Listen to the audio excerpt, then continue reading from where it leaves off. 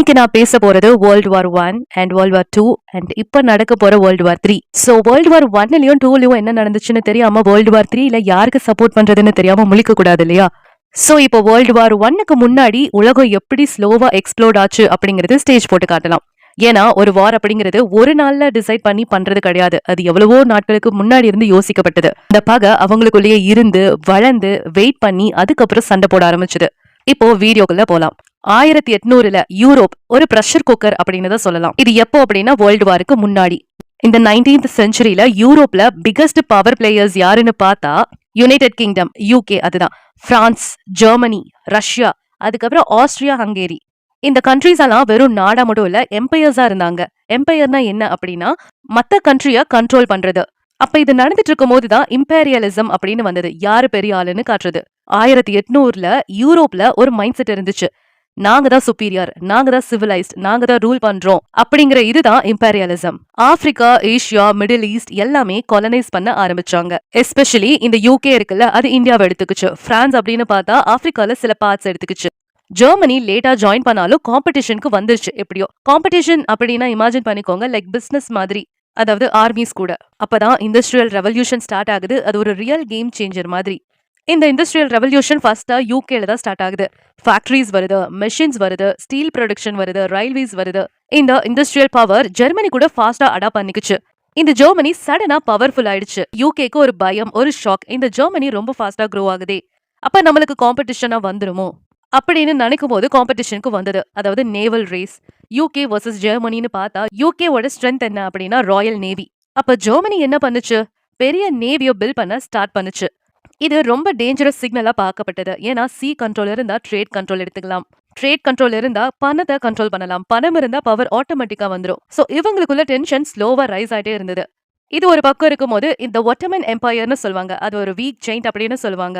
அதாவது மிடில் ஈஸ்ட்ல, யூரோப்ல சில பார்ட்ஸ்ல, north Africa எல்லாம் கண்ட்ரோல் பண்ணின எம்பையர் தான் அந்த ஒட்டமன் எம்பையர். ஆனா 1800க்கு வந்த டைம்ல அது வீக் ஆயிடுச்சு.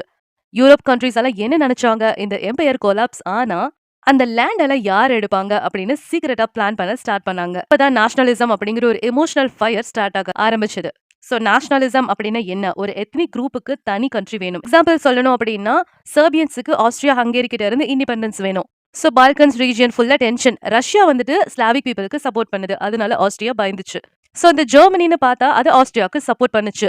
சோ செயின் ரியாக்ஷன் பில்ட் ஆகுது இல்லையா? அப்பதான் அலையன்ஸ் சிஸ்டம், அதாவது இதை பெரிய ட்ராப்னே சொல்லலாம், இந்த அலையன்ஸ் சிஸ்டம் உருவாச்சு. யூரோப் கண்ட்ரீஸ்ல அலையன்சஸ் கிரியேட் பண்ணாங்க. இந்த ட்ரிபிள் என்டிட்டி அப்படின்னு பார்த்தா UK, France, Russia. And triple alliance அப்படின்னு பார்த்தா ஜெர்மனி, ஆஸ்திரியா, ஹங்கேரி, இட்டாலி. அப்ப இது ஒரு டேஞ்சரஸ் சிச்சுவேஷனா பார்க்கப்பட்டுச்சு. ஏன்னா ஒரு கண்ட்ரி ஃபைட் பண்ணுனா எல்லா கண்ட்ரியும் ஆட்டோமேட்டிக்கா இன்வால்வ் ஆகணும். இட் வாஸ் லைக் ஒரு ஃபைட் அப்படிங்கிறது ஒரு கான்டினென்ட் ஃபுல்லா வார் ஆகுற நிலைமை வந்துடும். சோ இந்த டைம்ல தான் இந்த ஆயில டிஸ்கவர் பண்ண ஆரம்பிக்கிறாங்க. சைலண்ட் ஸ்ட்ராட்டஜிக் ரெவல்யூஷன் சொல்றாங்க.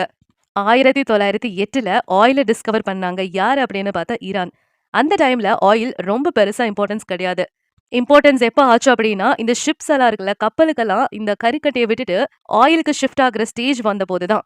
அப்ப யூகே என்ன பண்ணுச்சு? இமீடியட்டா மிடில் ஈஸ்ட்ல இன்ட்ரெஸ்ட் காட்ட ஆரம்பிச்சது.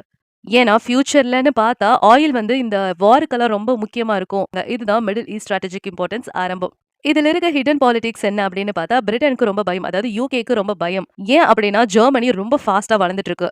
ஒருவேளை ஜெர்மனி ஒட்டமன் எம்பையரோட ஃப்ரெண்ட் ஆனா ஜெர்மனிக்கு மிடில் ஈஸ்ட்ல ஆக்சஸ் கிடைக்கும். சோ யூகே சைலண்டா ஒட்டமன் வீக் ஆகணும் அப்படின்னு பிளான் பண்ணது, அதை டிவைட் பண்ணுது அண்ட் இன்ஃப்ளூயன்ஸும் பண்ணுது.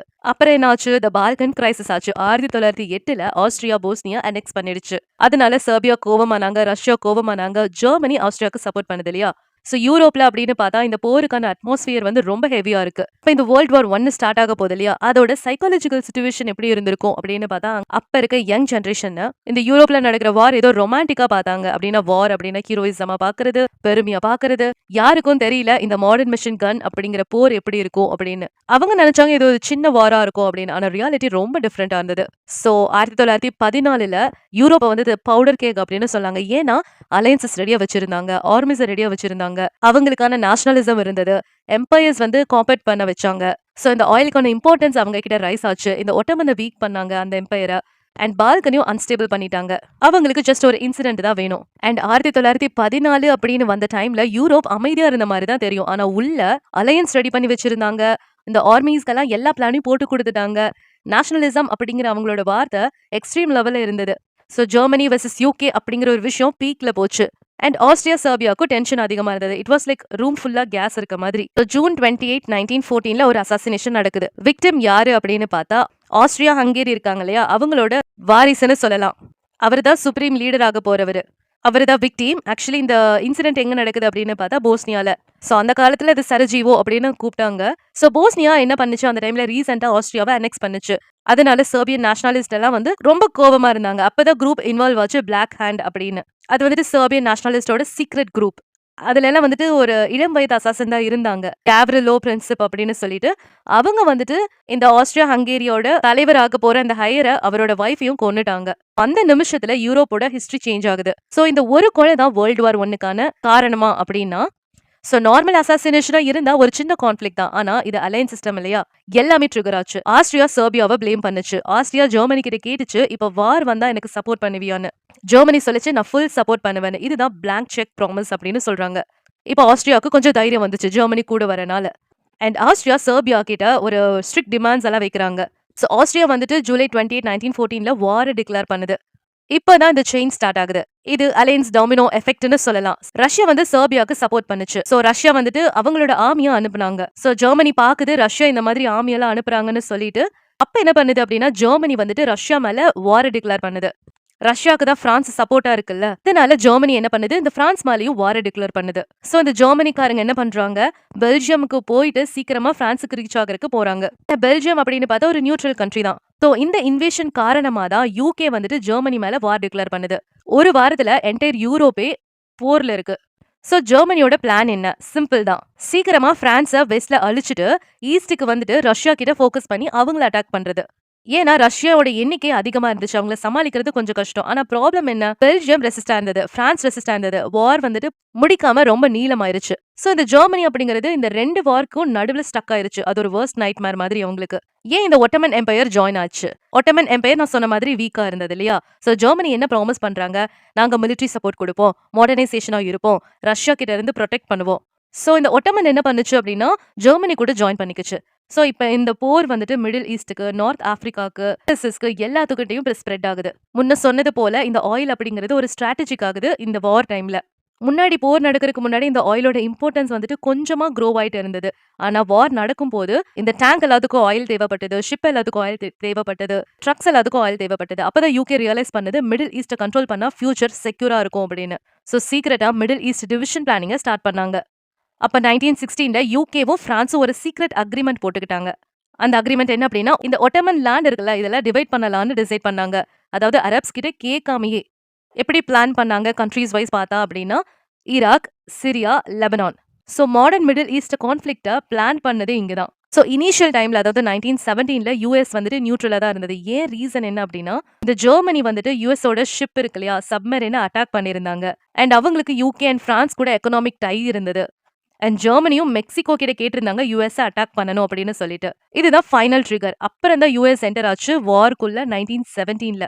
அப்பதான் ஃப்ரெஷ்ஷா ஆரம்பிக்கிறாங்க, ஃப்ரெஷ் மணி, ஃப்ரெஷ் சப்ளைஸ் எல்லாமே. ஸோ இந்த பேலன்ஸ் எல்லாம் அப்படியே ஷிஃப்ட் ஆக ஆரம்பிச்சது. அப்பதான் இந்த போரோட ரியாலிட்டி தெரிஞ்சது, இது ரொமான்டிக் இல்ல, இது போர் அப்படின்னு. ஸோ இளம் வயது சோல்ஜர்ஸ் எல்லாம் இருந்தாங்களே, அவங்க நினைச்சாங்க இந்த போர் அப்படிங்கிறது ஒரு பெருமைக்குரிய விஷயம். ஆனா ரியாலிட்டியில மிஷின் கன்ஸ் இருந்தது, பாய்சன் கேஸ் இருந்தது, மில்லியன் கணக்கான மக்கள் இறந்து போனாங்க. இது வருஷ கணக்கா இழுத்தது. சோ யூரோப் பிசிக்கலாவும் மென்டலாவும் அழிக்கப்பட்டாங்க. 1918ல சென்ட்ரல் பவர்ஸ் கொலாப்ஸ் ஆக ஆரம்பிச்சது.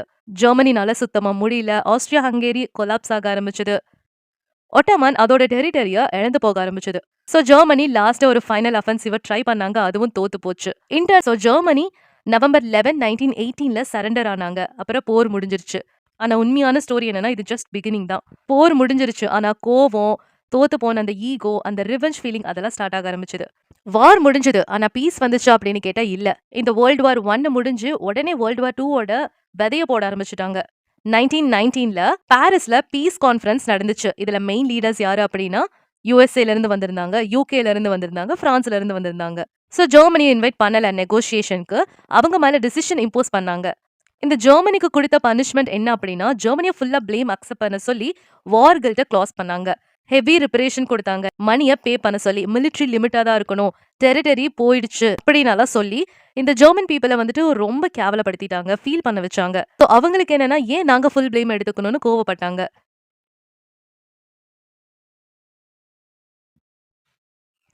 அது அப்புறம் பார்க்கலாம். இந்த ஒட்டமன் எம்பையர் கொலாப்ஸ் ஆன கதை என்ன அப்படின்னா, இந்த கம்ப்ளீட்ல பிரேக் ஆகுது இந்த எம்பையர். அண்ட் மிடில் ஈஸ்டோட கண்ட்ரோல் யூரோப்பியன் பவர்ஸுக்கு போகுது. பிரான்ஸுக்கு என்ன கிடைச்சிச்சு அப்படின்னா சிரியா அண்ட் லெபனான். யூகேக்கு என்ன கிடைச்சிச்சு அப்படின்னா Iraq, Jordan and Palestine. So இவங்க என்ன பண்ணாங்க, ஆர்டிஃபிஷியல் பார்டர்ஸ் கிரியேட் பண்ணாங்க. எத்னிக் குரூப்ஸை மிக்ஸ் பண்ணிடுச்சு. இதெல்லாம் கேள்விப்பட்டிருக்கீங்களா? ஷியா, சுன்னி, கூட்ஸ் எல்லாமே சேம் கண்ட்ரில போட்டாங்க. ஃபியூச்சர் கான்ஃபிளிக்ட் ஆக ரெடியா இருந்தது. முஸ்லிம்ஸ் தான் ஷியா முஸ்லிம்ஸ் அப்படிங்கிறது ஒரு கண்ட்ரியும், சுன்னி முஸ்லிம்ஸ் அரப்ஸ் அப்படின்னு சொல்லுவாங்க. அது பின்னாடி பார்க்கலாம். இந்த ஆயிலோட பாலிடிக்ஸ் வந்துட்டு ரொம்ப டீப்பா போக ஆரம்பிச்சது. இப்போ ஆயிலுக்கான இம்பார்ட்டன்ஸ் பெருசாயிடுச்சு. ஸோ கார் எல்லாம் அதிகமாயிருச்சு. இந்த மிலிட்ரி மெஷின்ஸ் எல்லாம் இன்க்ரீஸ் ஆக ஆரம்பிச்சது. ஸோ ஈரான்ல கண்டுபிடிச்சு 30 வருஷம் கழிச்சு 1938 தான் சவுதி அரேபியால ஆயிலை டிஸ்கவர் பண்ணாங்க. சடனா மிடில் ஈஸ்ட் அப்படிங்கிறது ஒரு குளோபல் ட்ரெஷரா மாறிடுச்சு. UK and USA focus shift ஆயிடுச்சு. ஏன்னா ஆயில் தான் பவர்னு. யூஎஸ்ஏ அப்படியே சைலண்டா ரைஸ் ஆகுது. வேர்ல்டு வாருக்கு முன்னாடி யூஎஸ்ஏ குளோபல் லீடர்லாம் கிடையாது.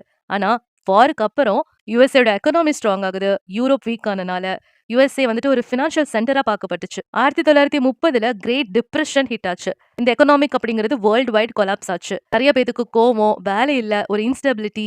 இது பொலிட்டிக்கல் எக்ஸ்ட்ரீமிசம் அப்படிங்கிறதுக்கு ஒரு பெர்ஃபெக்ட் சாயில் மாதிரி இருந்தது. அப்பதான் அடால்ஃப் ஹிட்லர் வந்தாரு. ஸோ ஜெர்மனில இந்த கேவலப்படுத்திட்டாங்க, எக்கனாமிக் கொலாப்ஸ் ஆச்சு.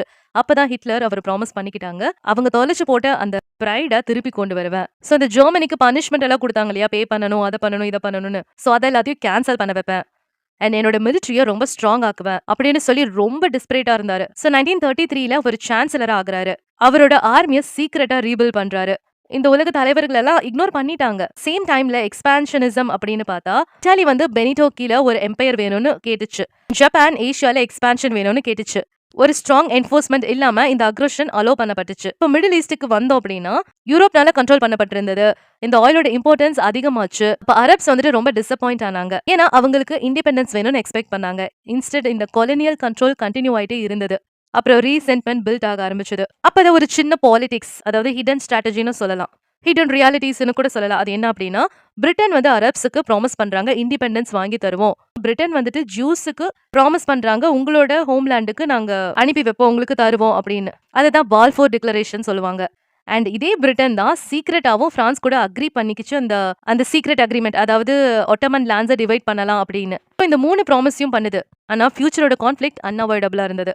திருப்பியும் வேர்ல்டு வார் 2 ஸ்டார்ட் ஆச்சு 1939. இந்த ஜெர்மனி இருக்குல்ல, அது வந்து போலாண்டுக்குள்ள வராங்க. யூகேவும் பிரான்ஸும் வந்துட்டு வாரை டிக்ளேர் பண்றாங்க. செகண்ட் குளோபல் வார் ஸ்டார்ட் ஆகுது. இந்த வேர்ல்டு வார் 2க்கு அப்புறம் 1945க்கு அப்புறம் ஒரு பெரிய ஷிஃப்ட் நடக்குது. 2 சூப்பர் பவர்ஸ் எமர்ஜ் ஆகுது. ஒன்னு யுனைடெட் ஸ்டேட்ஸ், இன்னொன்னு சோவியத் யூனியன், ரஷ்யா. இவங்களுக்குள்ள கோல்டு வார் செம்மையா வருது. அண்ட் மிடில் ஈஸ்ட் வந்துட்டு ஒரு ஸ்ட்ராட்டஜிக் பேட்டில் கிரவுண்ட் மாதிரி ஆயிடுச்சு. ஏன் அப்படின்னா ஆயிலுக்காகவும், கடல் வழி பயணத்துக்காகவும், ஆன்டி கம்யூனிசம் ஸ்ட்ராட்டஜிக்காகவும் அண்ட் இஸ்ரேலை ப்ரொடெக்ட் பண்றதுக்காகவும் அது வந்துட்டு 1948 உருவாச்சு. World war 1 long term effect என்னன்னு பார்த்தா, யூரோப் வந்துட்டு உலகத்தை டாமினேட் பண்ணுச்சு. அதாவது எப்போனா வேர்ல்டு வாருக்கு முன்னாடி. வேர்ல்டு வார் 1க்கும் வேர்ல்டு வார் 2க்கு அப்புறம் யூரோப் வந்து வீக் ஆயிருச்சு. அமெரிக்காவும் ரஷ்யாவும் டாமினேட் பண்ண ஆரம்பிச்சாங்க. மிடில் ஈஸ்ட் அப்படிங்கிறது ஒரு ஆயில் பேட்டில் ஃபீல்ட் ஆச்சு. ஆர்டிஃபிஷியல் பார்டர்ஸ் எல்லாம் வந்துட்டு இன்ஸ்டெபிலிட்டியா கிரியேட் பண்ண ஆரம்பிச்சாங்க. எல்லாத்தையும் ட்ரேஸ் பேக் பண்ணுனா வேர்ல்டு வார் 1 அப்படிங்கிறது ஒரு மேஜர் டர்னிங் பாயிண்டா இருந்தது. 1945 வேர்ல்டு வார் 2 முடிஞ்சது. ஆனா பீஸ் வந்துச்சா? இல்ல. இந்த வார் ஸ்டைல் சேஞ்ச் ஆகுது. டைரக்டா வேர்ல்டு வார் இல்ல, ஆனா இந்த proxy wars, oil control, regime politics, intelligent game start ஆகுது. சொன்னது போல 1945 2 சூப்பர் பவர் பார்ன் ஆகுது. ஒன்னு யுனைடெட் ஸ்டேட் அண்ட் இன்னொன்னு ரஷ்யா. யூரோப் வீக் ஆயிடுச்சு. பிரிட்டன் அண்ட் பிரான்ஸோட சூப்பர் பவர் வந்துட்டு அவங்களோட ஸ்டேட்டஸை லூஸ் பண்ண ஆரம்பிச்சிட்டாங்க. இந்த உலகமே பார்த்தா 2 சைடா டிவைட் ஆகுது. லைக் கேபிட்டலிசம் அப்படின்னு பார்த்தா யூஎஸ்ஏ சைடு அமெரிக்கா, கம்யூனிசம் பார்த்தா ரஷ்யா சைடு. இதுதான் கோல்டு வார். ஸோ கோல்டு வார் அப்படின்னா என்ன? ஸோ அமெரிக்காவும் ரஷ்யாவும் டைரக்டா ஃபைட் பண்ணிக்கல, அதாவது டைரக்டா சண்டை போடல. ஏன்னா 2 பேத்துக்கிட்டயும் நியூக்ளியர் வெப்பன்ஸ் இருக்கு. ஸோ என்ன பண்ணாங்க, எல்லா கண்ட்ரீஸையும் இன்ஃப்ளூயன்ஸை பில்ட் பண்ண ஆரம்பிச்சாங்க. மிடில் ஈஸ்ட் அப்படிங்கிறது ஒரு மெயின் பேட்டில் ஃபீல்ட் ஆயிடுச்சு. ஏன் அப்படின்னா ஆயிலுக்காகவும், லொகேஷனுக்காகவும், சீ ரூட்ஸ்க்காகவும் அண்ட் ரிலீஜியன் அண்ட் ஐடியாலஜிக்காகவும். ஆயில் அப்படிங்கிறது ஒரு குளோபல் பவர் ஆயிடுச்சு. ஸோ 1950 அந்த டைம்ல ஆயில் டிமாண்ட் எக்ஸ்ப்ளோர்ட் ஆகுது. கார் வந்து நிறைய பேர் ஓட்டுறாங்க, ஏர்பிளைன்ஸ் எல்லாம் கண்டுபிடிச்சு அதையும் ஓட்ட ஆரம்பிக்கிறாங்க. மிலிட்ரி வந்துட்டு மிஷனைஸ் ஆயிடுச்சு. மிடில் ஈஸ்ட்ல மேஜர் ஆயில் ரிசர்வ்ஸ் எங்கெங்க இருக்கு அப்படின்னு பார்த்தா அந்த டைம்ல Saudi Arabia, Iran, Iraq, Kuwait. அப்பதான் யுஎஸ்ஏ ரியலைஸ் பண்ணுச்சு ஒருவேளை ஆயில் சப்ளை கண்ட்ரோல் பண்ண முடியும் அப்படின்னா குளோபல் எக்கனாமியை கண்ட்ரோல் பண்ண முடியும். ஸோ 1953 தான் இந்த ஈரான் கூப் ஸ்டார்ட் ஆகுது, ஹிடன் பவர் பாலிடிக்ஸ். ஈரானோட லீடர் அந்த டைம்ல 1953 ஆயிலை நேஷனலைஸ் பண்ண ட்ரை பண்றாரு. இது வந்து பிரிட்டிஷ் கம்பெனிஸ்க்கு ரொம்ப எஃபெக்ட் ஆச்சு. அதனால இது CIA and UK intelligence involvement இருக்கும்னு நினைச்சு கூப் நடந்தது. ஸோ ஆயில் த்ரெட்டன் ஆகும்போது பெரிய பவர்ஸ் எல்லாம் இன்டர்ஃபியர் ஆக ஆரம்பிச்சாங்க. அண்ட் அப்புறம்னு பார்த்தா 1948 இஸ்ரேல் கிரியேட் ஆகுது. வேர்ல்டு வார் 2க்கு அப்புறம் இந்த ஹோலோகாஸ்ட் இருக்குல்ல, ஹிட்லர் வந்து அவங்களெல்லாம் அழிச்சு போட்டதுக்கு அப்புறம் அந்த சிம்பத்தி காரணமாக யுனைடெட் நேஷன் பார்ட்டிஷன் பிளான் பண்ணி இஸ்ரேல் ஃபார்ம் ஆகுது.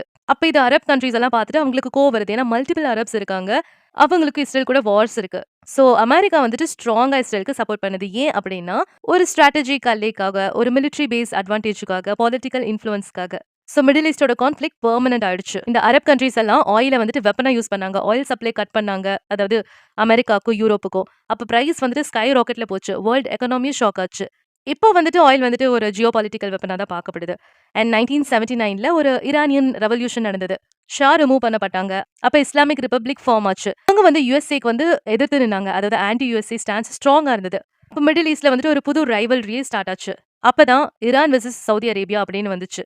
ஷியா வெர்சஸ் சுன்னி இன்ஃப்ளூயன்ஸ் பேட்டில். அதாவது ஷியா அப்படிங்கிறவங்க ஈரான்காரங்க, Iran Muslim. Saudi Arabia and மற்ற அரப்ஸ் எல்லாம் வந்துட்டு சுன்னி முஸ்லீம். அப்பதான் இந்த ப்ராக்சி வந்து ஸ்டார்ட் ஆகுது. 1990 கல்ஃப் வார் நடக்குது. ஸோ ஈராக் வந்து குவைத்ல இன்வைட் பண்றாங்க. ஸோ யுஎஸ்ஏவோட கோலிஷன் ஃபார்ம் ஆகுது. ஸோ ஆயில் ப்ரொடெக்ஷன் தான் பெரிய ரீசனே. ஸோ இந்த யுஎஸ் மிலிட்ரி வந்துட்டு அவங்களோட ஆட்கள் வந்துட்டு இன்க்ரீஸ் ஆக ஆரம்பிக்கிறாங்க இந்த ரீஜியன் வைஸ் பார்த்தோம் அப்படின்னா. திருப்பியும் 2003 ஈராக்ல வார் நடக்குது. யார் பண்றா அப்படின்னா அமெரிக்கா. ரீசன் என்ன அப்படின்னு கேட்டா, அவங்க கிட்ட வெப்பன்ஸ் எல்லாம் இருக்கு, நியூக்ளியர் வெப்பன்ஸ் எல்லாம் இருக்குன்னு சொல்லிட்டு இது பெரிய அழிவு கொண்டு வரும்னு சொல்றாங்க. சதாம் ஹுசைன் உங்களுக்கு ஞாபகம் இருக்கா? அதேதான். ஆயில் அண்ட் ஸ்ட்ராட்டஜிக் டாமினன்ஸுக்காக மேஜர் ஃபேக்டர் அதை வச்சு அழிக்க ஆரம்பிச்சாங்க. அண்ட் கடைசியில அவங்க கிட்ட நியூக்ளியர் வெப்பன் எல்லாம் எதுவுமே கிடையாது. அப்ப ரீஜியன் டீஸ்டபிளைஸ் ஆக ஆரம்பிச்சது. அப்ப அங்க கூட ஒரு சின்ன பாலிடிக் வந்துச்சு, பெரிய பிளான் பண்ணாங்க. ஸ்ட்ராட்டஜிஸ் வந்துட்டு மேஜர் பவர்ஸ்க்காக யூஸ் பண்ணப்பட்டுச்சு. எப்படி அப்படின்னா ஃப்ரெண்ட்லி டிக்டேட்டர்ஸ்க்கு சப்போர்ட் பண்ண ஆரம்பிச்சாங்க.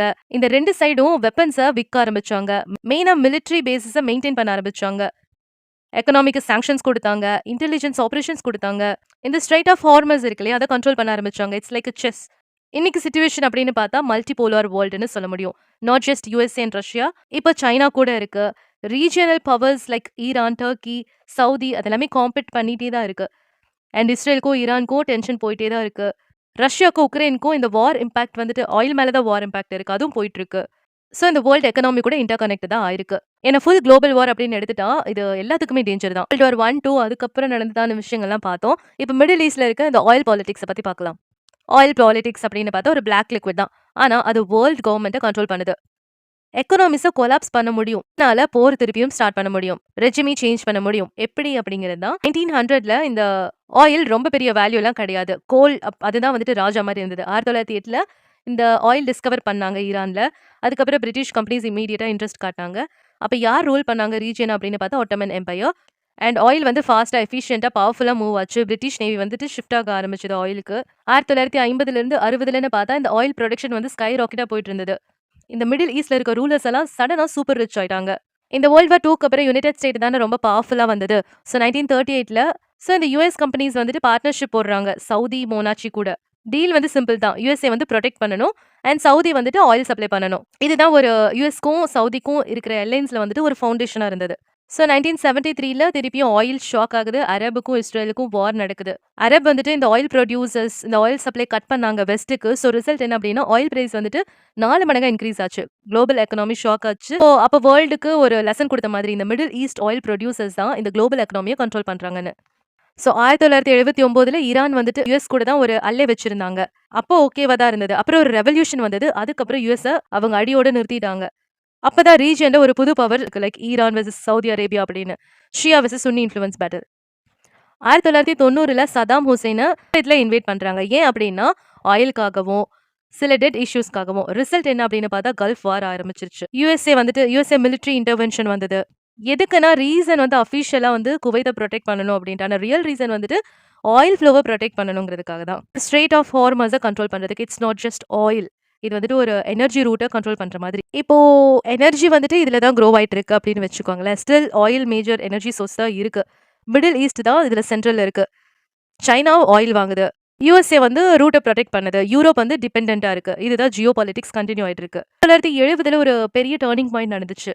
அதாவது 1973ல யுனைடெட் ஸ்டேட் என்ன ரியலைஸ் பண்ணாங்க அப்படின்னா, இந்த ஆயில நம்ம டாலர்ல செல் பண்ண முடியுமா? ஸோ சவுதி அரேபியா கூட ஒரு சீக்ரெட் ஃபினான்ஷியல் அக்ரீமெண்ட்ட போடுறாங்க. டீல் சிம்பிள் தான். என்ன அப்படின்னா, இந்த சவுதியோட ஆயில் வந்துட்டு யுஎஸ் டாலர்ல தான் விக்கணும். அப்படி பண்ணீங்க அப்படின்னா, யுஎஸ்ஏல இருந்து மிலிட்டரி புரொடெக்ஷன் கேரண்டியோ உங்களுக்கு குடுப்போம். இதுதான் பீட்ரோ டாலர் சிஸ்டம். மீனிங் எப்படின்னா, இப்போ ஒரு கண்ட்ரி வந்துட்டு ஆயில் வாங்கணும் அப்படின்னா, அவங்க டாலர்ல தான் வாங்கணும். ஸோ இந்த யுஎஸ் கரன்சி அப்படிங்கிறது வேர்ல்ட் ரிசர்வ் கரன்சியா மாற ஆரம்பிச்சது. ஸோ இந்த ஆயில் வந்துட்டு இன்டைரக்ட்டா யுஎஸ் எக்கனாமிய நல்லா பலப்படுத்துச்சு. இந்த ஸ்ட்ராட்டஜிய ரொம்ப ஜீனியஸா பார்க்குறாங்க. ஒருவேளை இந்த ஆயில் எல்லா கண்ட்ரீஸுக்கும் அமெரிக்கால இருக்க பேங்க் தேவைப்படுது. கண்ட்ரீஸ் வந்துட்டு யுஎஸோட ட்ரெஷரி பாண்ட வச்சிருக்கணும். ஸோ யுஎஸும் கூட அவங்களோட காச வந்துட்டு பிரிண்ட் பண்ணுவாங்க. லைக் குளோபல் டிமாண்ட் சப்போர்ட்டுக்காக. ஸோ இந்த எனர்ஜி மார்க்கெட் அப்படிங்கிறது ஒரு ஃபினான்ஷியல் வெப்பனா பார்க்கப்பட்டுச்சு. ஸோ இந்த கோல்ட் வார் டைம்ல USA and Russia influence build பண்ண ட்ரை பண்ணாங்க. இந்த ஆயில் ரிச் கண்ட்ரீஸ் எல்லாம் கம்யூனிஸ்ட் சைடு போயிருச்சுன்னா டேஞ்சர். ஸோ இன்டெலிஜென்ஸ் ஆபரேஷன் என்ன பண்ணாங்க அப்படின்னா 1953ல ஈரான் கூப், அதாவது ஆபரேஷன் ஏஜாக்ஸ்ன்னு சொல்லுவாங்க. உங்களுக்கு தெரியும்னு நினைக்கிறேன். ஏன் அப்படின்னா ஈரான் லீடர் வந்துட்டு இந்த ஆயில நேஷனலைசேஷன் பண்ணணும்னு நினைச்சாரு. ஸோ இது வெஸ்டர்ன் கம்பெனிக்கு ஒரு த்ரெட்டனிங் மாதிரி இருந்தது. இது கவர்மெண்ட் இது நீக்குச்சு. இது ஷா சப்போர்ட் பண்ணாரு. லெசன் கிளியர் தான். ஆயில் நேஷனலைசேஷன் அப்படிங்கிறது வெஸ்டர்ன் இன்ட்ரெஸ்ட்டுக்கு எதிரானது. ஸோ யுஎஸும் சவுதியும் ஒரு ஸ்ட்ராட்டஜிக் மேரேஜ் மாதிரி பண்ணாங்க. சவுதி அரேபியா அப்படிங்கிறது ஒரு கீ பில்லர் மாதிரி யூஸ் பண்ணாங்க. சவுதி வந்து ஏன் இம்பார்ட்டன்ட் அப்படின்னா, அங்க நிறைய ஆயில் ரிசர்வ்ஸ் இருந்தது. ஜியோகிராஃபிக் லொகேஷன் இருந்தது. ஸோ ரிலீஜியஸ் லீடர்ஷிப் இன்ஃப்ளூயன்ஸ் அத பண்ண முடியும். ஏன்னா மெக்கா அண்ட் மெதினா அங்க தான் இருக்கு. ஸோ யுஎஸ்ஏ என்ன ப்ரொவைட் பண்ணாங்க? Weapons, military training, security guarantees எல்லாமே குடுத்தாங்க. சவுதி வந்து என்ன ப்ரொவைட் பண்ணுச்சு?